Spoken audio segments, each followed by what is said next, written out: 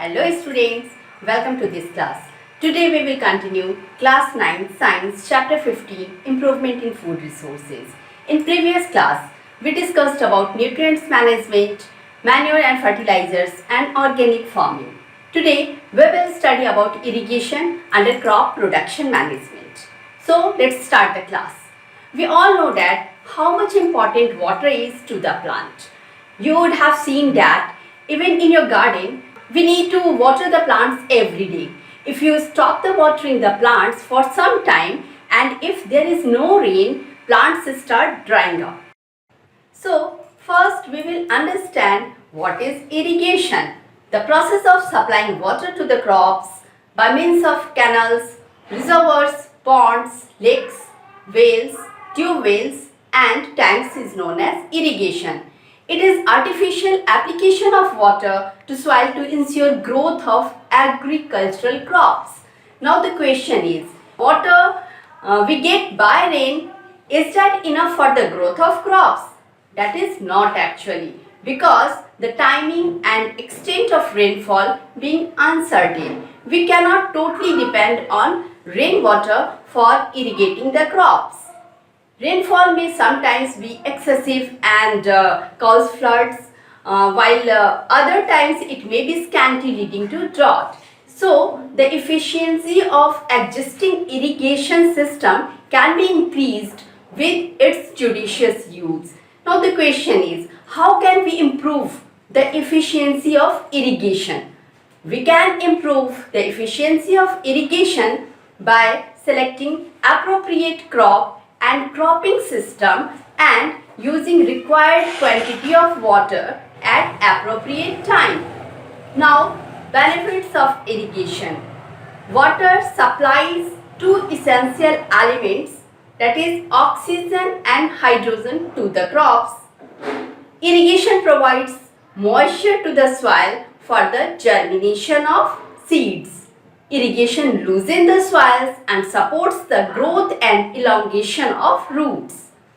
Water at the time of irrigation dissolves the nutrients present in the soil and these nutrients easily absorbed by the roots of the plants.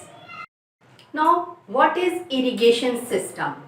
The design, equipment and technique of replenishing the soil water deficit by applying irrigation water is known as irrigation system. There are several irrigation systems adopted in India to supply water to the agricultural land.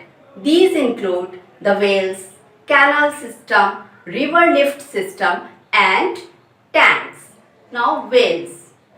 This system is based on the availability of groundwater. In the well irrigation system, wells are constructed wherever usable groundwater is present. There are two types of wells, namely dug well and tube wells. Dug wells. Dug wells collect water from water-bearing strata and tube wells can draw water from deeper strata. From these wells, the water can be lifted by water pumps, transported through canals and used for irrigation. Canal system. Canal system is an extensive and elaborate irrigation system. Big canals are made which receives water from water reservoirs or from rivers. The main canal is further distributed into branch canals and branch canals into field channels or distributaries. These distributaries may serve an individual field or a group of fields depending upon the area. River lift system. In the river lift system, water is directly drawn from the rivers for irrigation in the areas near rivers. This method is adopted in those areas where canal flow is not sufficient or is irregular due to inadequate release of water from reservoirs or rivers. Tanks, small storage reservoirs. which intercept and store the runoff water of smaller catchment area are known as tanks. This technique is usually followed in the hilly areas having a slope. In this system of irrigation, small dams are constructed below the higher elevation of the catchment areas. From these dams or tanks, the outflow of water is regulated according to the availability of water, which help in uniform distribution of water. River valley system. This system is operated in southern parts of our country, particularly in Karnataka and Kerala, where many steps and narrow river valleys are found. During rainy season, there is high runoff and discharge flowing in these rivers. However, during Rabi seasons, there is drying up of these riverines. In the valley and the slopes of these narrow riverines, the crops like coconut, coffee, rubber and tapioca are cultivated. Now, rainwater harvesting and watershed management. Two fresh initiatives have been adopted for increasing the water availability for agriculture. These initiatives are rainwater harvesting and watershed management. Now, rainwater harvesting.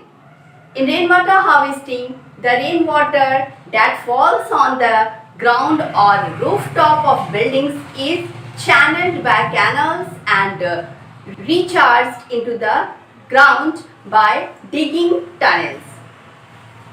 This water percolates in the soil, thus the water table is maintained to a satisfactory level. Now, watershed management. It involves building of small check dams to increase percolation of water into the ground. It prevents rainwater from flowing away and also reduces soil erosion. So that's all for today's class.